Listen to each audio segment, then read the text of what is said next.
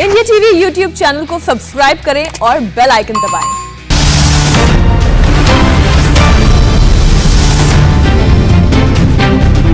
नमस्कार, आप देख रहे हैं इंडिया टीवी। आपके साथ मैं हूं मीनाक्षी जोशी। वक्त हो गया है दोपहर 12 बजे का, यानी चुनाव का इलेक्शन स्पेशल शो अब की बार किसकी सरकार। आज मैं आपको उत्तर प्रदेश और पंजाब की हर वो बड़ी चुनावी खबर बताऊंगी जो 2022 में होने वाले सबसे बड़े दंगल में बड़ा असर डालने वाली है। सबसे पहले आज की 3 बड़ी खबरें आपको बता दें कि वो कौन सी 3 बड़ी खबरें हैं जो सीधे सीधे चुनावों से जुड़ी हुई हैं। और सबसे पहली खबर उत्तर प्रदेश से है।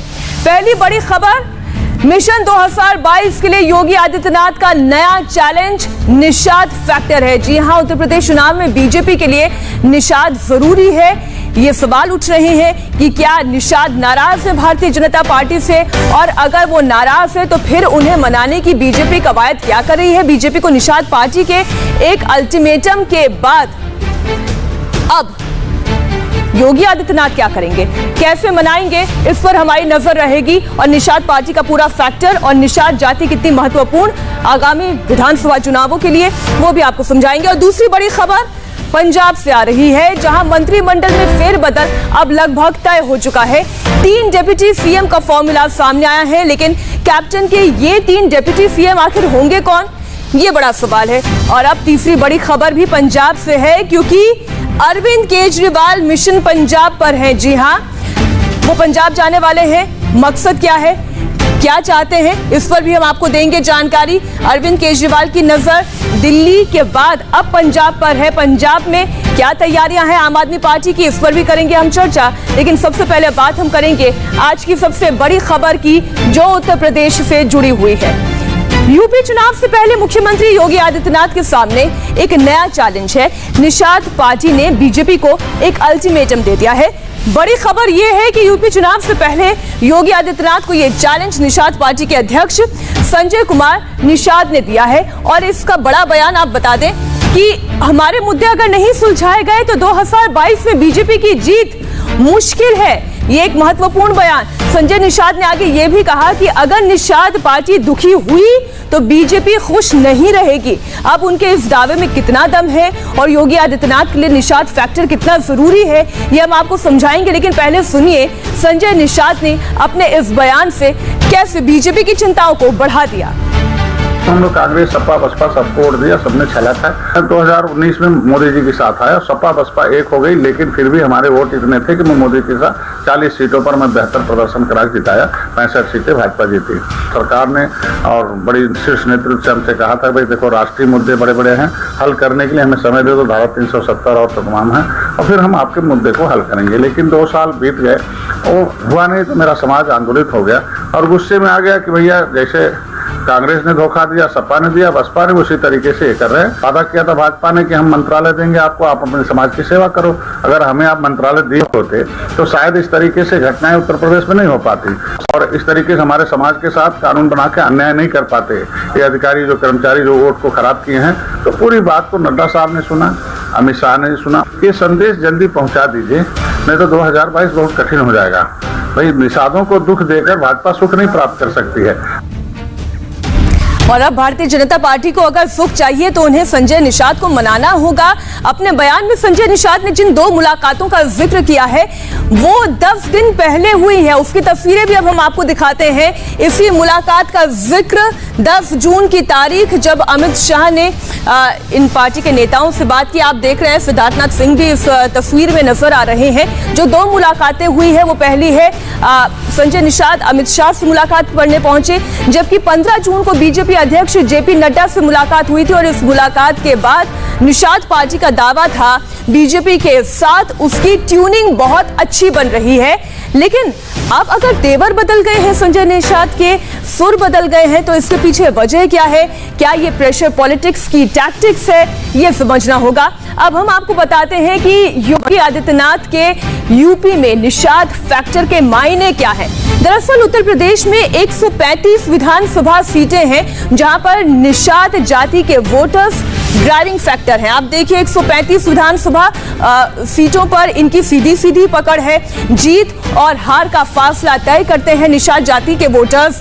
गोरखपुर की बात करें, यहाँ पर 9 सीटों पर 6 लाख वोटर्स है और वाराणसी की बात करें तो यहाँ पर 8 विधानसभा सीटों पर इनकी भूमिका महत्वपूर्ण है। मल्लाह, केवट और निषाद जाति को अगर इन टोटालिटी देखा जाए तो इनकी संख्या 12% है, यानी ये उतना ही परसेंटेज है जितना ब्राह्मण जाति के वोटर्स का परसेंटेज उत्तर प्रदेश में है। अब आपको बताते हैं कि उत्तर प्रदेश में कहां पर निषाद वोटर्स का दबदबा बहुत है। हमने जैसे कि आपको गोरखपुर, जो कि योगी आदित्यनाथ का चुनाव क्षेत्र है, उत्तर प्रदेश के मुख्यमंत्री, और साथ ही वाराणसी जो कि प्रधानमंत्री नरेंद्र मोदी का संसदीय क्षेत्र है, उसकी स्थिति बताई कि वहां पर निषाद जाति के वोटर्स कितनी महत्वपूर्ण भूमिका में है। और अब आप ये उत्तर प्रदेश का मैप देखें और इसमें उन जगहों को देखें जिनमें गोरखपुर, गाजीपुर, बलिया, संत कबीर नगर, मऊ, मिर्जापुर, भदोही, वाराणसी के साथ ही इलाहाबाद, फतेहपुर, सहारनपुर और हमीरपुर, ये वो विधानसभा क्षेत्र हैं। इन जिलों में अलग अलग विधानसभा सीटों पर निषाद वोटर्स की भूमिका बहुत महत्वपूर्ण है, अहम है। उत्तर प्रदेश में निषाद राजनीति किस तरह से करवट ले रही है, ये जानना भी बहुत जरूरी है। 2019 से पहले निषाद पार्टी समाजवादी पार्टी और बहुजन समाज पार्टी के साथ थी, लेकिन चुनाव से ठीक पहले महागठबंधन को एक बड़ा झटका लगा और निषाद पार्टी ने एनडीए का साथ चुनना बेहतर समझा। और संजय निषाद के बेटे प्रवीण निषाद संत कबीर नगर से सांसद भी हैं। बीजेपी का साथ, एनडीए का साथ निषाद राजनीति को सुहाता है, लेकिन अब जो ये प्रेशर पॉलिटिक्स है, ये सीटों के बंटवारे को लेकर हो सकती है, मंत्रिमंडल में जगह को लेकर हो सकती है, जैसा कि आपने बयान में सुना। अब हमारे सहयोगी रुचि कुमार हमारे साथ जुड़ गई हैं इस बड़ी खबर पर। रुचि, लखनऊ से आप हैं, आप लगातार राजनीति देख रही हैं निषाद पार्टी की, क्या ये टैक्टिक्स प्रेशर पॉलिटिक्स की है, हम माने? जी हाँ, इसका प्रेशर पॉलिटिक्स ही कह सकती हैं, क्योंकि निषाद पार्टी एकाएक सुर्खियों में आ गई जब 2018 में बाई इलेक्शंस हुए, जब बीजेपी की बहुमत की सरकार आई यूपी में 2017 में। उसके बाद 2 सीट्स खाली हुई, एक मुख्यमंत्री योगी आदित्यनाथ की गोरखपुर की सीट और एक उप मुख्यमंत्री केशव मौर्य की इलाहाबाद प्रयागराज की फूलपुर की सीट। इन दोनों पार्टीज में समाजवादी पार्टी ने अलायंस किया निषाद पार्टी से और दोनों पार्टी बीजेपी सत्ता में थी। ये दोनों सीट्स जीत ली समाजवादी पार्टी ने। तब से निषाद पार्टी की ताकत और ज़्यादा एक तरह से आप कह सकते हैं कि बढ़ी हुई नजर आई। उसके बाद पिछले चुनाव में जैसा आप बता रही थी कि इन्होंने बीजेपी का हाथ थाम लिया और सपा को छोड़ दिया, तो सपा के लिए बड़ा झटका माना जा रहा था। लेकिन आप अगर पूरे उसमें देखेंगे तो निषाद वोट मायने जरूर रखता है। पिछले चुनाव में आपने देखा था कि प्रियंका गांधी ने किस तरह से वोट यात्रा निकाली थी, गंगा के किनारे उनकी ये वोट चली थी और इन्हीं निषादों को, मल्लाहों का वोट वो अपनी तरफ खींचना चाहती थी। लेकिन अगर आप बीजेपी के उसमें देखेंगे तो इतना ज़्यादा उनके लिए वो ठीक है, बीजेपी छोटे छोटे दलों को अपने साथ लेके चलना चाहती है कि जिससे चुनाव में उसका ज़रा सा भी नुकसान ना हो।